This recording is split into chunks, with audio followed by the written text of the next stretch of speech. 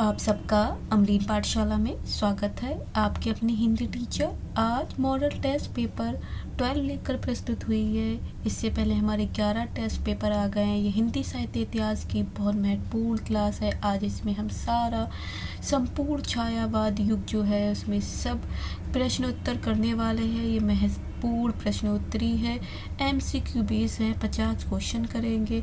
चाहे net, JRF, TGT, PGT, NVS, RPSC जो भी परीक्षाएं हों, आपकी व्याख्या स्कूल व्याख्याता की परीक्षा हो जिसमें हिंदी साहित्य आता हो, उन सब के लिए महत्वपूर्ण प्लेलिस्ट साबित होगी आपके लिए। इसमें सारी एक प्लेलिस्ट मैंने बना दी है, वहाँ जाके आप सारी एक जगह सारी आप वीडियो देख सकते हैं। तो चलिए ज़्यादा समय बर्बाद ना करते हुए हम क्लास को आगे बढ़ाते हो। जिन बच्चों ने अभी तक लाइक, शेयर, सब्सक्राइब नहीं किया करेंगे, क्योंकि हमारी जो भी वीडियो आपको नोटिफिकेशन के रूप में मिलती रहे। आज हम पहला प्रश्न करने वाले हैं। छायावादी युग का टेस्ट 12 है। इससे पहले हम 11 कर चुके हैं। आपको प्लेलिस्ट में हमारे अवेलेबल है, आप जाके देख सकते हैं। जयशंकर प्रसाद ने अपनी काव्य यात्रा का प्रारंभ ब्रज भाषा में कविताएं लिखकर किया था। ये कविताएं किस उपनाम से लिखी गई थी? आपको पता होना चाहिए। जो प्रसाद हैं, जयशंकर प्रसाद, उन्होंने काव्य यात्रा का जब प्रारंभ किया था, शुरुआत की थी, ब्रज भाषा में कविताएं लिखकर की थी। तो ये कविताएं किस उपनाम से लिखी गई थी? तो कलाधर उपनाम से लिखी गई थी। कौन से? कलाधर। तो ऑप्शन 4 दिए गए, इसमें से कलाधर आ जाएगा पहला ऑप्शन। दूसरा है प्रसाद की निम्न रचनाओं का प्रकाशन वर्ष के आधार पर सही क्रम लगाना है। प्रश्न 2। तो जयशंकर प्रसाद की कौन कौन सी हो सकता है? तो आप जल्दी से देखिए यहाँ पर कौन सा हो सकता है। तो सबसे पहले कौन सी आएगी? प्रश्न नंबर 2 का देखना है। तो सबसे पहले आपकी आएगा शोकोच्छ्वास। तो शोकोच्छ्वास आपकी 2 जगह है, तो 20 पहला और 3rd कट गया। शोकोच्छ्वास है।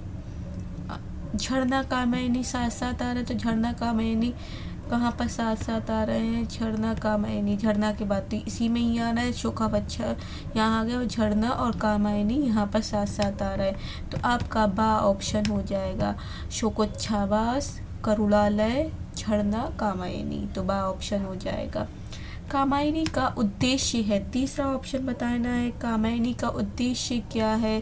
तो इच्छा, क्रिया और ज्ञान का सामंजस्य, ये भी ऑप्शन हो जाएगा। आनंद वर्धन की स्थापना, समरसता में जीवन की सफलता, मी से सारे सभी हो जाएंगे, तो मी सभी आ जाएंगे। ये ऑल आपके में होना है। कामायनी के उद्देश्य यही है कि इच्छा, क्रिया और ज्ञान का सामंजस्य, इच्छा, क्रिया और ज्ञान में सामंजस्य स्थापित कर पाएँ, आनंदवाद की स्थापना हो सके, और समरसता में जीवन की सफलता है। ये सारी बात इससे पता चलती है।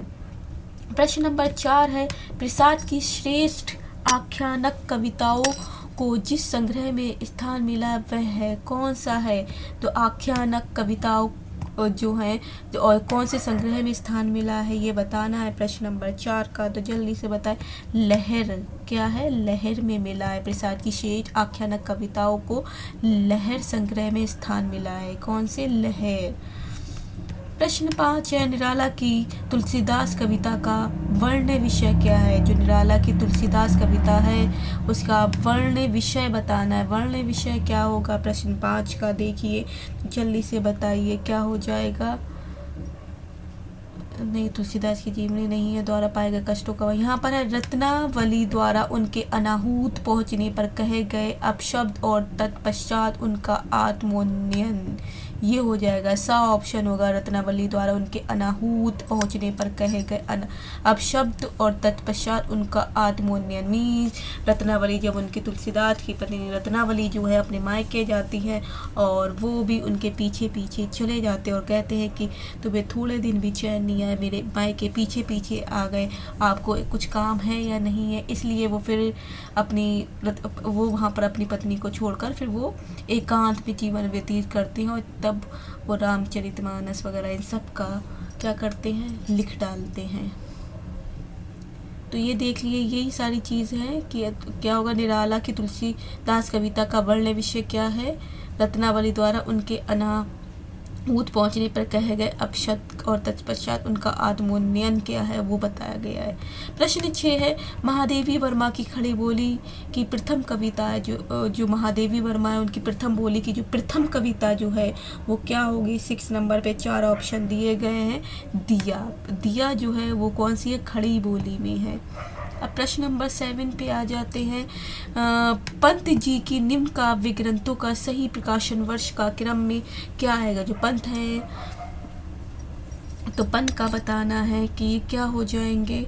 तो 4 ऑप्शन दिए गए हैं, तो सबसे पहले कौन सी आएगी, जल्दी से देखिए। प्रश्न नंबर 7 में सबसे पहले उच्छ्वास आ रही है, इनकी क्या आएगी, उच्छ्वास हमने बताया हुआ। तो उच्छ्वास कहाँ पर आएगी, उच्छ्वास वीणा पल्लव गुंजन, उच्छ्वास वीणा पल्लव गुंजन, वीणा पल्लव गुंजन, वीणा पल्लव गुंजन, वीणा पल्लव गुंजन, वीणा गुंजन पल्लव नहीं, वीणा पल्लव गुंजन, उच्छ्वास वीणा पल्लव गुंजन।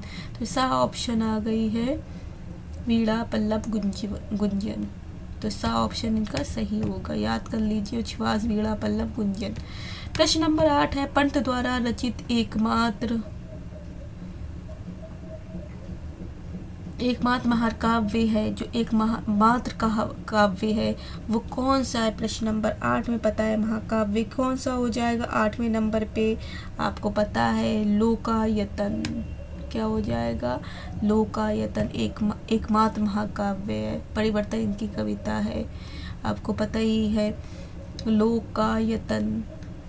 पंत का प्रिय छंद रहा है, जो पंत है उनका सुमित्रा नंदन पंत जो है उनका प्रिय छंद कौन सा रहा है। 9 नंबर पे बताइए, रोला। कौन सा छंद रहा है, रोला। प्रश्न 10 है, छायावाद की लघुत्रयी में कौन आते हैं। जो छायावाद के लघुत्रयी हैं, जिसमें 3 कवि रहते हैं, छायावाद के 3 कवियों में लघुत्रयी जिसे बोला जाता है, वो कौन से कवि आते हैं। तो आपको पता होना चाहिए महादेवी वर्मा। महादेवी वर्मा कहाँ पर हैं, आप देख सकते हैं स्टार्टिंग में महादेवी वर्मा तो है ही। तो महादेवी वर्मा, राम कुमार वर्मा, माखनलाल चतुर्वेदी। आ ऑप्शन सही हो जाएगा, 10वें का आ ऑप्शन है। महादेवी वर्मा, राम कुमार वर्मा, तो महादेवी, राम कुमार वर्मा और माखनलाल चतुर्वेदी ये आ जाएंगे। ये आपके छायावाद की लघुत्रयी में आते हैं। 11 है, राका मानसी विसर्जन युगदीप आदि कविता संग्रहों में रचयिता हैं। जो संग्रह है इसके रचयिता कौन है। राका के, मानसी के, विसर्जन, युगदीप, इन कविताओं जो कविता हैं उनके रचयिता कौन है। 11वें नंबर पे आपको पता होना चाहिए, इसके रचयिता है उदय शंकर भट्ट। अनुभूति और अंतर्ध्वनि किस परवर्ती छायावादी के कवि के काव्य संग्रह में है। जो अनुभूति होती है, अंतर्ध्वनि किस परवर्ती छायावादी कवि के काव्य संग्रह में पाई जाती है। 12वें नंबर पे बताइए, ये जनार्दन प्रसाद झा द्विज के पाई जाती है। जनार्दन प्रसाद झा द्विज। अनुभूति और अंतर्ध्वनि जनार्दन प्रसाद झा द्विज परवर्ती छायावादी कवि के काव्य संग्रह हैं। क्या किसके हैं, जनार्दन प्रसाद झा द्विज के अनुभूति और अंतर्ध्वनि। 13वें प्रश्न पे चलते हैं। सामने 13वां प्रश्न चल रहा है, आपके सामने आ चुका है। नीरजा के लिए महादेवी जी को कौन सा पुरस्कार मिला था। तो शेखसरिया पुरस्कार मिला था। नीरजा के लिए महादेवी को शेखसरिया पुरस्कार मिला है। 13वें का सा ऑप्शन हो जाएगा। पंत ने गुंजित अली किसे कहा है। जो पंत है वो गुंजित अली, अली मीन्स एक भौरा होता है, तो गूंजने वाला एक भौरा, तो गुंजित अली किसे बोल रहे हैं। 14वें नंबर पे बताइए जल्दी, एकांत को। एकांत, तो शांति जो होती है एकांत, उसे गुंजित अली बोल रहे हैं। प्रश्न नंबर 15 है, किस आलोचक ने छायावाद का प्रवर्तक कवि जयशंकर प्रसाद को स्वीकार किया है। वो ऐसे कौन से आलोचक है, वो बताते कि छायावाद के जो प्रवर्तक हैं वो जयशंकर प्रसाद होंगे। तो 15वें नंबर पे ऑप्शन दिए गए हैं, तो बस देख लीजिए। इला चंद्र जोशी एकमात्र ऐसे आलोचक है जो छायावाद को प्रवर्तक जयशंकर प्रसाद को बताते हैं। किसने छायावाद नाम का उद्घोष सर्वोत्तम किया है। तो ये 4 हैं, तो छायावाद नाम का उद्घोष किया है। 16वें नंबर पे देखिए कौन ऐसे हैं, तो मुकुटधर पांडे ने छायावाद नाम को लिया है। सबसे पहले तो प्रश्न नंबर 17, किस विद्वान यहीं से जब ये लेते हैं और तभी से छायावाद का प्रारंभ होना स्टार्ट हो जाता है। एक काव्य में इन्होंने मुकुटधर पांडे ने छायावाद का नाम लिया है। किस विद्वान आलोचक ने छायावाद की सर्वप्रथम मनोवैज्ञानिक आलोचना की थी? मनोवैज्ञानिक आलोचना सर्वप्रथम किसने की है? 17वें नंबर पे बताइए। 4 ऑप्शन दिए गए तो नगेंद्र ने, डॉक्टर नगेंद्र है वो बताते हैं इन्होंने छायावाद की सर्वप्रथम मनोवैज्ञानिक ढंग से आलोचना की। डॉक्टर नगेंद्र कौन हो जाते हैं? डॉक्टर नगेंद्र। यहाँ पर हमारे 17 क्वेश्चन हो चुके हैं। अब हम आ चुके हैं 18वें क्वेश्चन पे। 18वां, सुमित्रानंदन पंत छायावाद के प्रवर्तक है। यह वाक्य किसका है? जो सुमित्रानंदन पंत है छायावाद के प्रवर्तक है। यह वाक्य किसका है? 18वें नंबर पे बताना है। ये नंद दुलारे वाजपेयी का है। तो 18वें का दा। 19वां नंबर, कौन सा कवि स्वच्छंदतावाद की काव्यधारा के अंतर्गत आता है? 19वां क्वेश्चन बताना है। रूप नारायण पांडे आते हैं। 20वां प्रश्न है, छायावादी काव्य की सबसे बड़ी कलात्मक विशेषता क्या थी? जो छायावादी काव्य है उसकी सबसे बड़ी कलात्मक विशेषता क्या रही है? वो व्यंजना सौंदर्य है। 21वां नंबर, छायावाद के प्रमुख कवियों में से किस में गीतों की मधुर वेदना की मर्म अभिव्यक्ति अधिक है? 21वां क्वेश्चन बताइए। तो महादेवी वर्मा में है। छायावाद के प्रमुख कवियों में से बीच महादेवी वर्मा जो है उनके गीतों की मधुर वेदना में मर्म अभिव्यक्ति दिखाई देती है। 21 क्वेश्चन हमारे हो गए। हम 22वें क्वेश्चन की तरफ चल रहे हैं। कौन सी रचना प्रसाद की ब्रज भाषा काव्य के अंतर्गत नहीं आती है? प्रसाद के ब्रज काव्य भाषा के अंतर्गत नहीं आएगी। तो 22वें नंबर जल्दी से बताइए। यह आ जाएगी लहर। करुणालय, कानन कुसुम, प्रेम पथिक ब्रज भाषा में आएंगी, ब्रज भाषा में लिखी गई हैं। 23वां नंबर है, प्रसाद की प्रथम प्रभात कविता किस संग्रह में संकलित है? जो प्रथम प्रभात है कविता वो कौन से संग्रह में संकलित है? 23 का बताना है। यह है प्रेम पथिक में। द ऑप्शन प्रेम पथिक में है। प्रेम प्रथम प्रभात प्रेम पथिक में। पा से प्रथम, पा से प्रेम, ऐसे याद कर लीजिए। 24वां नंबर, छायावाद की समाप्ति किस काव्य से मानी जाती है? जो छायावाद की समाप्ति हो जाती है वो कौन से काव्य से? कामायनी से मानी जाती है। कामायनी, चिंताशक, इड़ाशक, मनुष्य, ये जितने भी हैं सर्ग इसमें दिए गए हैं, आप पढ़े होंगे। 15 सर्ग हैं इसमें। लज्जा, ये सारी है, ये आपके नेट JRF में लगी हुई है। 15, पंथ की अभिव्यक्ति का सर्वप्रथम माध्यम रहा है। जो सर्वप्रथम माध्यम रहा है 25वें क्वेश्चन में वो क्या रहा है? गीत काव्य रहा है। क्या रहा है? गीत काव्य। 26वें क्वेश्चन पे आ जाए। निम्नलिखित में से कौन छायावादी कवि शुद्ध रहस्यवादी हैं? निम्नलिखित में कौन से ऐसे कवि हैं जो छायावादी के शुद्ध रहस्यवादी हैं? 26वां क्वेश्चन बताना है। इसमें महादेवी वर्मा आ जाएंगे। 27वां प्रश्न है, निराला की कौन सी रचना व्यक्ति परक है? जो निराला की ऐसी कौन सी रचना है जो व्यक्ति परक है? तो आपको पता है सरोज स्मृति है, जो उन्होंने अपनी बेटी पुत्री की मृत्यु के बाद लिखी थी। जो उनकी पुत्री थी 18 वर्ष की हो के उसका विवाह हो गया था, उसकी मृत्यु पर वो लिखते हैं सरोज स्मृति, जिनकी बेटी का नाम ही सरोज है। निराला की कौन सी रचना व्यक्ति परक है? सरोज स्मृति है ये। 28वां, निराला का आत्मान्वेषण, जो निराला का आत्मान्वेषण संबंधी काव्य ग्रंथ है कौन सा है? 28वें का आप देखेंगे तो इसका आ ऑप्शन हो जाएगा। राम की शक्ति पूजा आत्मान्वेषण संबंधी काव्य ग्रंथ है राम की शक्ति पूजा। 28वें का आ। 29वां है, महादेवी वर्मा की रचनाओं पर किस दर्शन का प्रभाव दृष्टव्य है? जो महादेवी वर्मा है उनकी रचनाओं पर किस दर्शन का प्रभाव देखा गया है? 29वें नंबर पे आप देखिए वो बौद्ध दर्शन का मिलता है। 30वें नंबर पे है, पंची की किस रचना में लाक्षणिक साहस दिखाई पड़ता है? जो पंची की कौन सी ऐसी रचना है जिसमें लाक्षणिक साहस दिखाई पड़ रहा है? वो है बा पल्लव। 31वां नंबर है दीपक और बादल किसके लिए प्रिय प्रतीक शब्द हैं। जो दीपक और बादल किसके लिए प्रतीक शब्द आए हैं, 4 ऑप्शन दिए गए हैं आपके 31वें नंबर पे, आप देख लीजिए। ये महादेवी वर्मा के लिए आए। महादेवी वर्मा की प्रथम रचना कौन सी है। जो महादेवी की सबसे प्रथम रचना है वो निहार है। क्या है, निहार। निहार होगी प्रथम रचना। क्या है, निहार। तो सबसे पहले जो उन्होंने रचना की है महादेवी वर्मा में प्रथम रचना निहार है। 32वां क्वेश्चन आ। 33 है निराला का दार्शनिक सिद्धांत क्या था, अद्वैतवाद। क्या था, अद्वैतवाद। कौन सी रचना निराला की दार्शनिक है, जो ऐसी कौन सी रचना जो निराला की दार्शनिक है। 34वां नंबर अणिमा।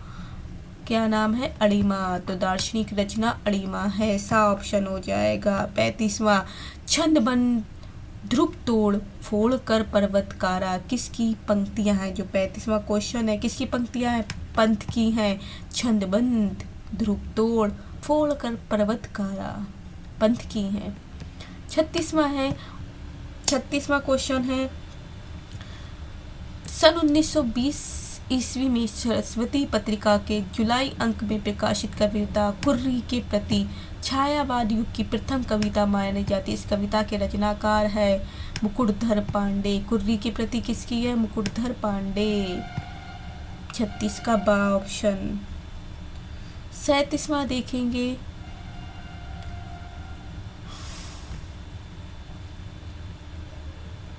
किस समीक्षक ने छायावाद को तत्कालीन काव्य की संपूर्ण विशेषताओं की व्यंजना में असमर्थ समझकर उसके स्थान पर स्वच्छंदतावाद शब्द का प्रयोग अधिक सार्थक माना है। 4 ऑप्शन है 37वें नंबर में। किसने माना है, डॉक्टर बच्चन सिंह ने स्वच्छंदतावाद शब्द का प्रयोग किया है। किसका,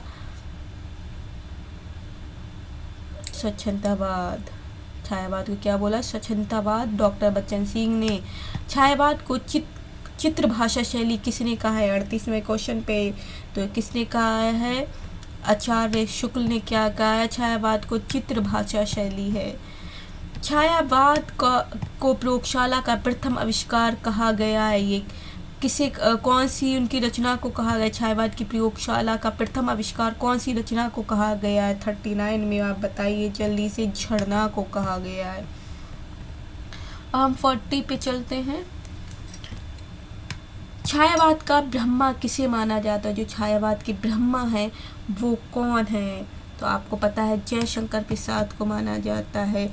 प्रसाद का गद्य पद्यमय रचना है, जो प्रसाद की गद्य और पद्य में दोनों में जो रचना है वो कौन सी ऐसी रचना है, उर्वशी। कौन सी है, उर्वशी। गद्य में भी और पद्य में दोनों में मिलती है उर्वशी। 41 का सा ऑप्शन हो गया। 42 प्रसाद की किस रचना पर अंग्रेजी कवि गोल्ड स्मिथ की दी हिरमिट कविता का प्रभाव है, प्रेम पथिक। 42 का ए ऑप्शन हो जाएगा, प्रेम पथिक पर। 43 है कविवर जयशंकर प्रसाद को कुछ आलोचकों ने पुरातन पंथी कहा है, क्योंकि उन्होंने क्या किया है। 4 ऑप्शन दिए गए हैं, आप जल्दी से पढ़िए। साहित्य सृजन ने भारतीय संस्कृति, ऐतिहासिक और पौराणिक कथानकों को आधार बनाया है। सही बात है, यही ऑप्शन इनका सही होगा कि कविवर जयशंकर प्रसाद ने, कविवर जयशंकर प्रसाद को कुछ आलोचकों ने पुरातन पंथी कहा है। साहित्य सृजन ने भारतीय संस्कृति, ऐतिहासिक और पौराणिक कथानकों को आधार बनाया है। 43 अब 44 होगा कामायनी की चिंता सर का कुछ अंश सन 1928 ईस्वी में किस पत्रिका के अक्टूबर अंक में छपा था। 44 को बताना है, ऑप्शन आ ऑप्शन हो जाएगा, सुधा। 45 युग प्रवर्तक कवि किसे माना जाता है, युग प्रवर्तक कवि जो है किसे माना जा रहा है 45 का, वो माना जा रहा है सा ऑप्शन निराला। छायावादी काव्य का रुद्र किसे कहा जाता है 46 में, आ ऑप्शन है निराला। 47 है निराला कृत राम की शक्ति पूजा की एक पूरक कृति है, जो 47 का ऑप्शन हो जाएगा वो हो जाएगा सा ऑप्शन सरोज स्मृति। 48 है, हिंदी संसार का सर्वाधिक प्रसिद्ध शोक गीत माना जाता है। शोक गीत किसे माना जा रहा है? 48 का जो शोक गीत माना जा रहा है वो माना जा रहा है सरोज स्मृति को। और पंत के काव्य के उच्छ्वास की कथात्मक शैली में समीक्षा किसने की थी? 49 का बताना है, ये शिवाधर पांडे ने। 50 पंत का बच्चन द्वारा रचित सहयोगी रचना है, तो 50 का हो जाएगा खादी के फूल। पंत तथा बच्चन द्वारा, इन दोनों ने जो मिल के बनाई है, पंत और बच्चन इन दोनों ने मिल के बनाई है, वो हो जाएगा 50 का खादी के फूल। तो बच्चों आपकी जो क्लास है यहाँ पर पूरी हो चुकी है। हमारे 50 क्वेश्चन हमारे छायावाद के हो चुके हैं। हम अगली क्लास में मिलेंगे। और जिन बच्चों ने लाइक शेयर सब्सक्राइब नहीं करा तो जल्दी से कर दीजिए। तो bye bye, take care, have a nice day. जहाँ रहें खुश रहें, आबाद रहें।